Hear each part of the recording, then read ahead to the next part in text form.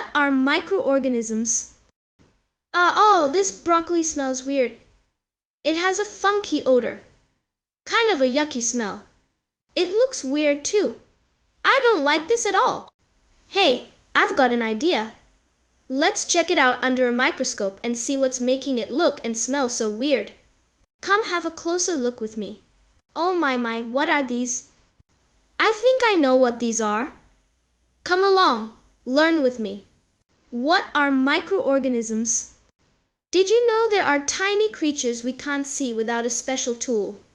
Yep, they're called microorganisms. You need something super powerful like a microscope to spot them. A microscope? It's like magic glasses that help us see teeny tiny stuff up close. That's why they're called microorganisms, because they're so tiny. Sizes of microorganisms: bacteria. Typically 0.2 to 2 micrometers in diameter. Viruses. Much smaller, usually 20 to 300 nanometers. Protozoa. Generally 10 to 50 micrometers, but some can be up to 1 millimeter. Fungi. Microscopic fungi, like yeast, are around 3 to 40 micrometers, while larger fungi, like mushrooms, can be seen with the naked eye. Algae. Microscopic algae range from about 1 to 50 micrometers, although some algae, like seaweed, are much larger and visible without a microscope. This is a microscope. A microscope is like a super powerful magnifying glass that helps us see things that are too tiny to see with just our eyes. It makes tiny things look much bigger so we can see all the cool details. Unicellular or multicellular microorganisms. Microorganisms can be unicellular or multicellular. Unicellular microorganisms. A unicellular microorganism consists of only one cell that carries out all the functions needed by the organism. Examples: yeast, bacteria, protozoa, multicellular microorganisms. Some microorganisms are multicellular, consisting of multiple cells but still remaining microscopic in size. Examples: some fungi, some algae. Are mushrooms microorganisms? Mushrooms are not microorganisms even though they are a type of fungi. Unlike tiny microorganisms, which need special tools to be seen, mushrooms can be spotted with just your eyes. They grow bigger and are easier to find in forests or even in your backyard. Where do microorganisms live?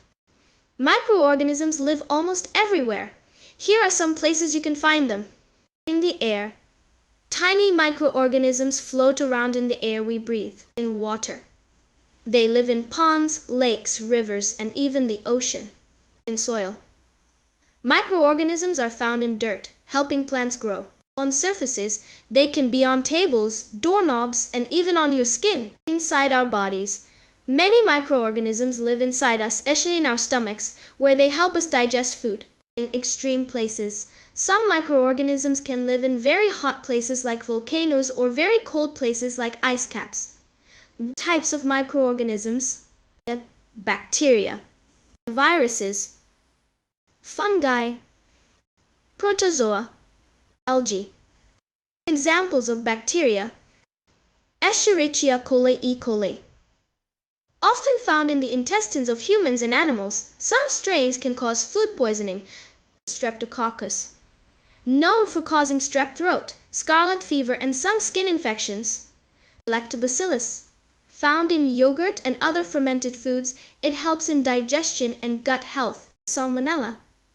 Commonly associated with food poisoning. Mycobacterium tuberculosis. Causes tuberculosis TB, a serious respiratory infection. Examples of viruses: influenza virus. Causes the flu, rhinovirus.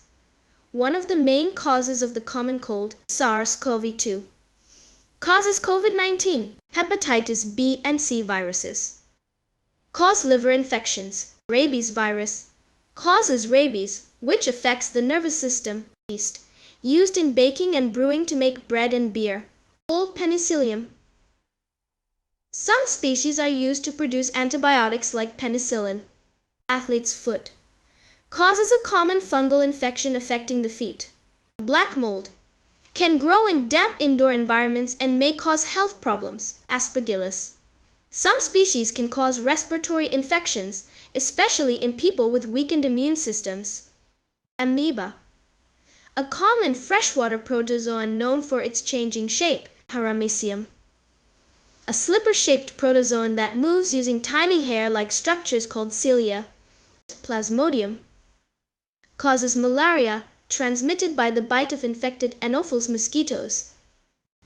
Euglena, tiny creatures that can make their own food using sunlight, like plants, and swim around in water, like little animals.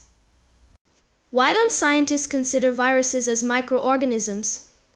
Scientists don't always consider viruses as microorganisms because viruses are very different from things like bacteria and fungi. Here's why. No cells. Viruses aren't made of cells like other living things. They are just a tiny package of genetic material, DNA or RNA, inside a protein coat. Can't reproduce on their own.